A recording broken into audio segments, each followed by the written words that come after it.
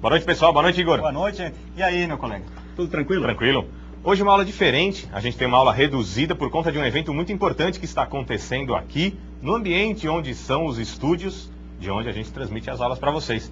Então a gente tem uma aula menor, mas dentro do que foi planejado, direitinho, com vídeos, como a gente sempre faz. Sim, sem problema nenhum, sem prejuízo ao conteúdo, né? É isso aí. E aí a gente começa fazendo apontamentos importantes. Bom, já falamos muito sobre os fundamentos dos sistemas de informação, já falamos muito sobre a teoria geral de sistemas, e lá atrás, em algumas aulas anteriores, falamos muito sobre a estrutura da organização e posicionamos cada um de vocês, e nos posicionamos muito adequadamente em relação ao entendimento dos níveis diferentes que a organização possui e, obviamente, sobre as particularidades da informação que é trabalhada em cada um desses níveis. Perfeitamente. A gente viu justamente essa divisão de níveis que você falou e a divisão dos tipos de sistema e como eles se enquadram em cada um desses níveis aí.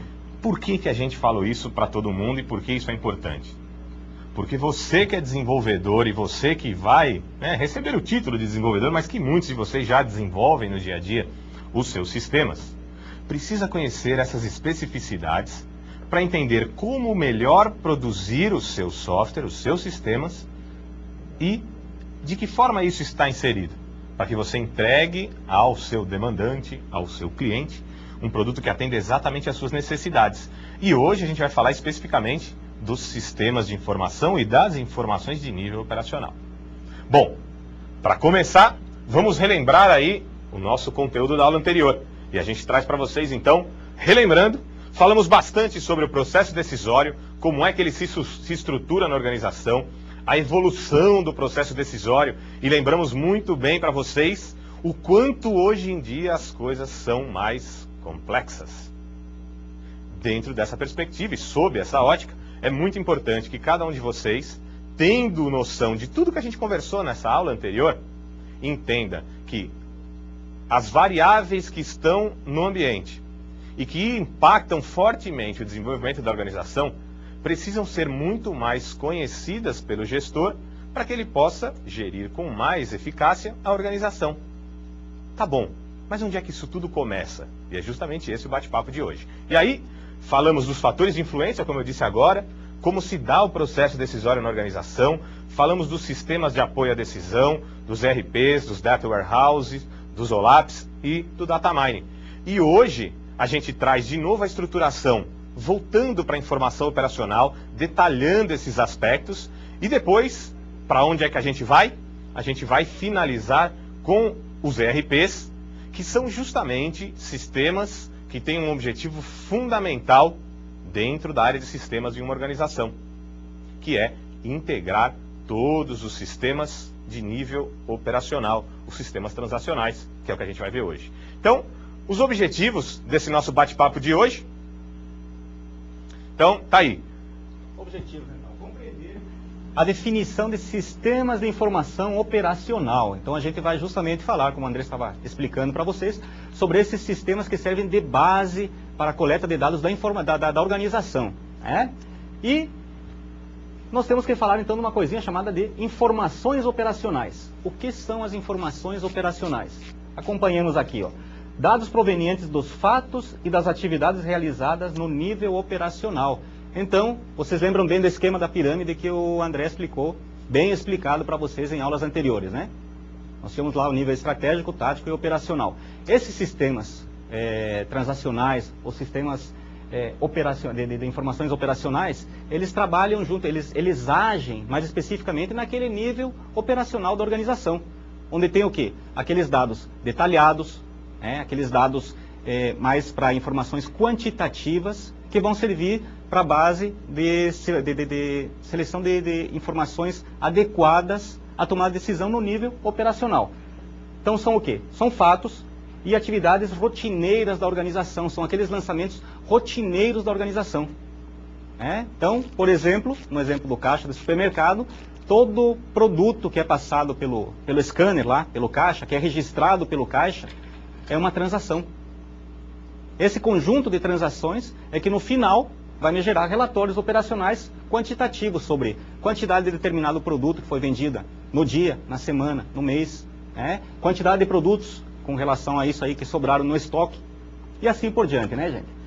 E nós temos ainda, sobre os sistemas de processamento de transações, ou SPT, ou sistemas de informação transacional, que são tudo sinônimos, é tudo a mesma coisa, o seguinte esquema aqui, né, André? Nós temos, com a aplicação de sistemas de informação transacional dentro da organização, um acréscimo do quê? Da agilidade nos processos. Isso. Nós ganhamos agilidade, até a essência para o surgimento dos sistemas transacionais foi justamente a busca de velocidade no processamento de trabalhos repetitivos dentro da organização, né? E aí é muito bacana pensar nisso, Igor, e entender que as coisas foram mudando. Você citou muito bem agora o exame do caixa do supermercado. Quando a gente tem, ao passar no scanner, uma informação sendo processada, é muito importante que a gente entenda que aquela informação, hoje, numa ótica muito mais integrada de sistemas, ela não morre ali. Não serve só mais para poder fazer o fechamento da conta daquele cliente. Perfeito. E aí veja, quando a gente tem o início do desenvolvimento dos sistemas, propriamente ditos, simples, sem muita complexidade, a gente tinha esta conta aqui, se é que podemos assim chamar, simples. Olha aí, com os sistemas de processamento de transações, tendemos a ganhar agilidade.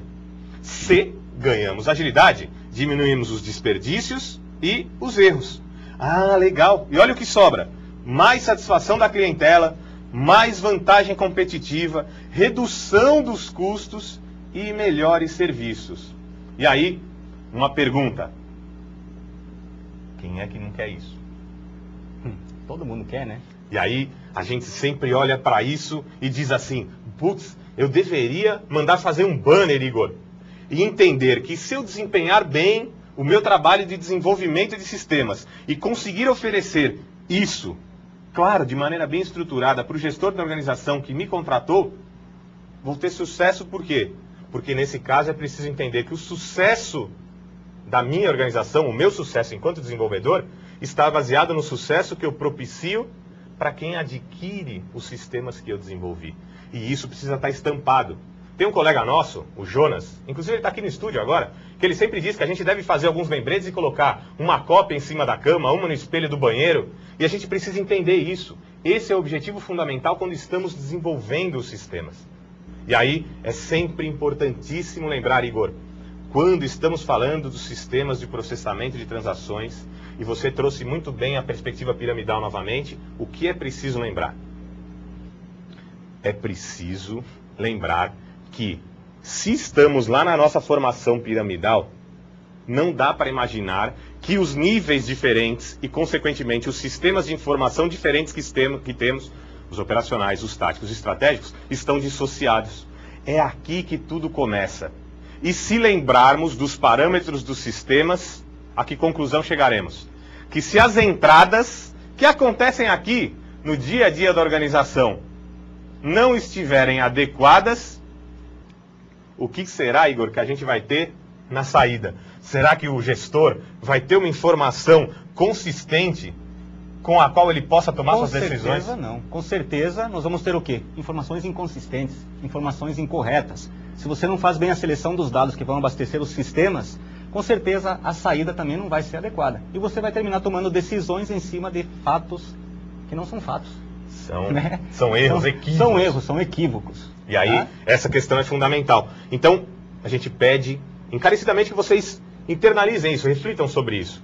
Se a estrutura das entradas dos dados nos sistemas operacionais, essas ações cotidianas muitíssimo simples, não forem feitas adequadamente, vai estourar lá no final, quando o gestor tiver que tomar as suas decisões e, em vez de estar em uma base sólida, está lá na gelatina.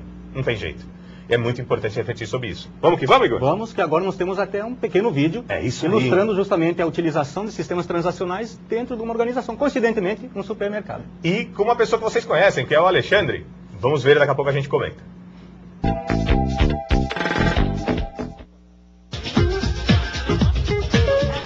Olá, estamos no mercado aqui de Palmas para demonstrarmos em prática a utilização de sistemas transacionais, desde a sua captura de informações dos produtos até a transmissão de dados para o servidor, onde posteriormente serão processados os dados e gerados relatórios. Bom, então vamos às compras.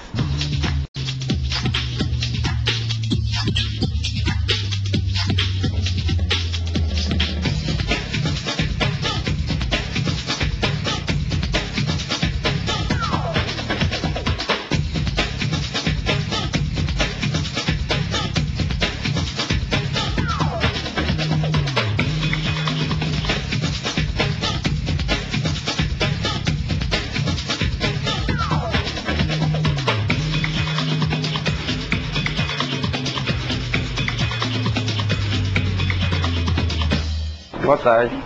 Bom, pessoal, agora que terminamos nossas compras, vamos passar os produtos pelo caixa e o Giovanni vai explicar um pouco melhor para nós como funciona o sistema de captura de dados.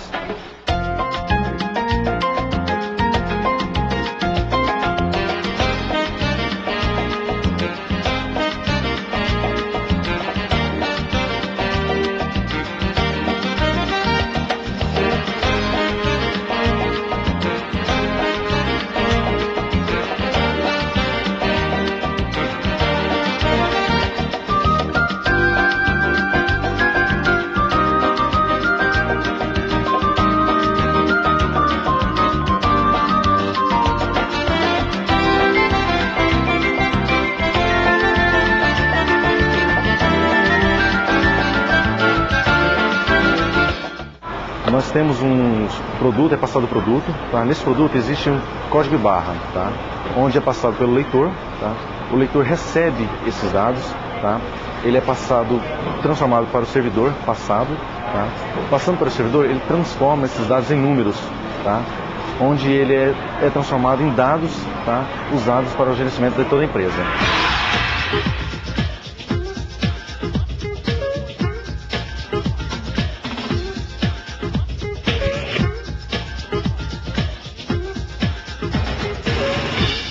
Bom, pessoal, como o Giovanni já nos explicou, os dados capturados nos caixas são transmitidos aqui para a central de tecnologia. Os dados são transmitidos para esses servidores e são processados a fim de gerar relatórios transacionais como esses. Esses relatórios vão auxiliar nas operações do dia a dia da empresa, assim como para os gestores nas suas tomadas de decisões.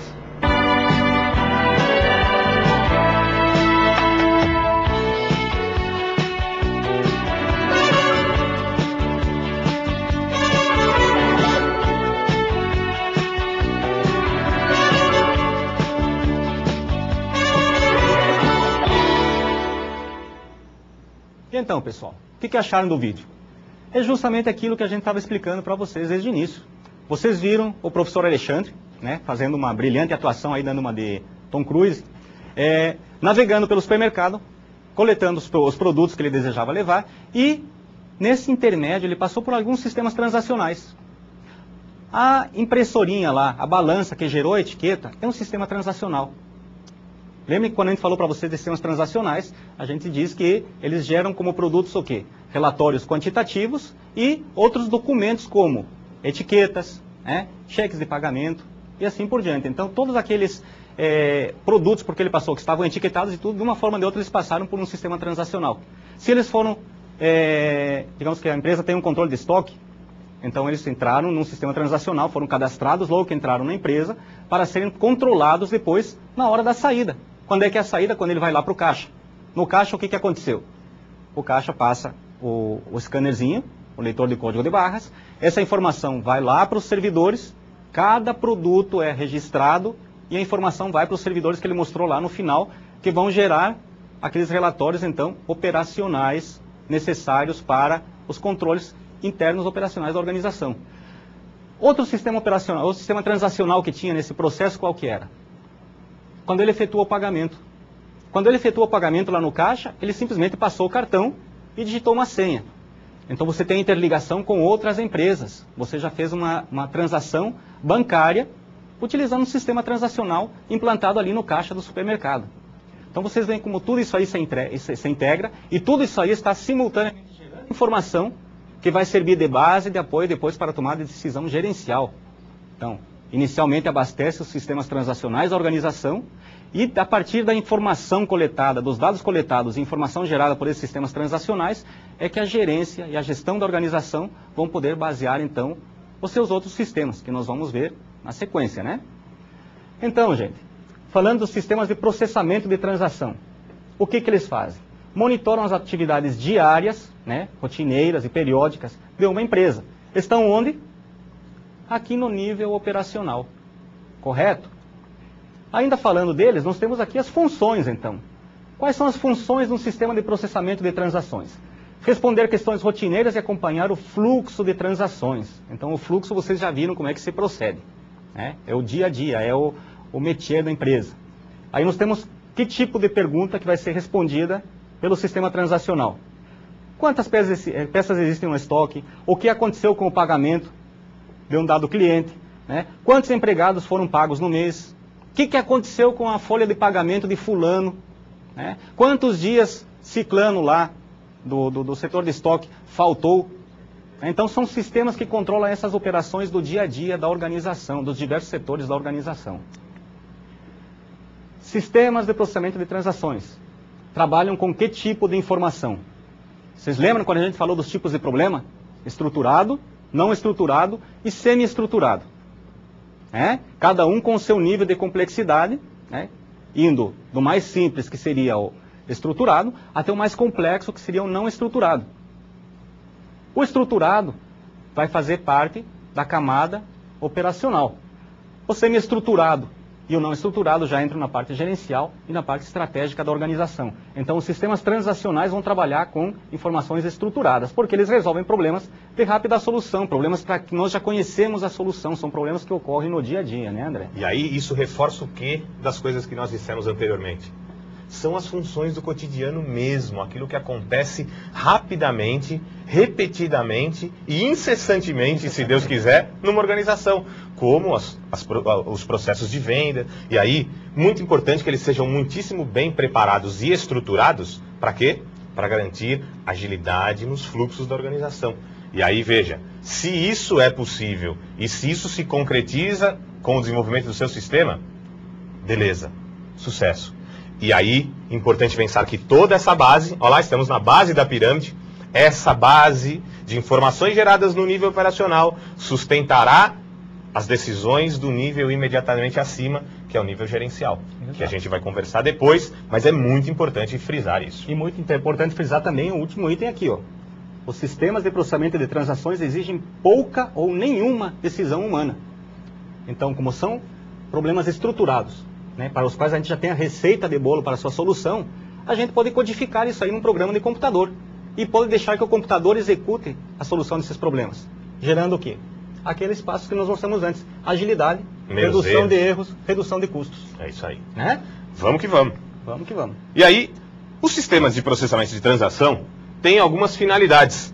E aí, a gente lista algumas para vocês, como monitorar as atividades diárias, reforçando o que nós já falamos, executar transações rotineiras, registrar atividades rotineiras, auxiliar na administração operacional da organização e controlar as atividades de rotina. E aí veja, será que nós vamos passar a vida inteira na organização cuidando de aspectos que podem ser cuidados por sistemas que resolvam as questões que são cotidianas, estruturadas e não precisam dos nossos apontamentos? Claro que não. E aí, o desafio é, de posse da análise desse grande e tortuoso mundo complexo que nós vivemos, a gente pode pensar em como estruturar os sistemas para resolver as coisas que nós, inteligentes, não deveríamos perder tempo para resolver. Claro que aqui a gente tem que tomar muito cuidado por conta de determinadas discussões de ordem sociológica que poderiam ser feitas a partir dessa automatização, mas não é efetivamente o nosso objetivo aqui. Mas sempre importante lembrar, por que gastar tempo na tarefa que pode ser otimizada a partir do uso de sistemas? Vamos usar as nossas capacidades, as nossas competências, a nossa inteligência para aquilo que é mais complexo e que de repente as máquinas sozinhas não conseguiriam ou não conseguem resolver. E aí, pensando nas aplicações dos sistemas de processamento de transações, por exemplo, processamento de pedidos. E aí, de novo, estamos falando da coisa que acontece na empresa, principalmente lá no dia a dia, com a rotina, com aquela barriga encostada no balcão, né, Igor? Com o face a face com o cliente, aquele primeiro contato, imaginando os vários pontos de contato da organização com o seu cliente, esse aqui é como se fossem aqueles primeiros contatos, onde as negociações se iniciam.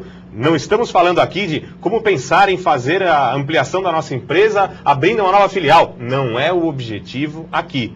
Mas todas essas informações que são geradas e processadas aqui é que garantirão no futuro uma consistência da informação e o conhecimento necessário, como a gente falou em outras aulas, para sustentar melhor essas decisões. Perfeito. Então tá aí, ó, processamento de pedidos, controle de estoques, as faturas, olha aí. E veja como ainda hoje tem organizações que mandam 2 faturas para o mesmo produto e geram o quê? Insatisfação para os clientes. Sistemas com inconsistência, né? Infelizmente. Contas a pagar e receber, compras, recebimento, expedição, RH. Humanos, E aí, né? o que é importante a gente frisar aqui? Será que existem fios invisíveis que ligam tudo isso na organização?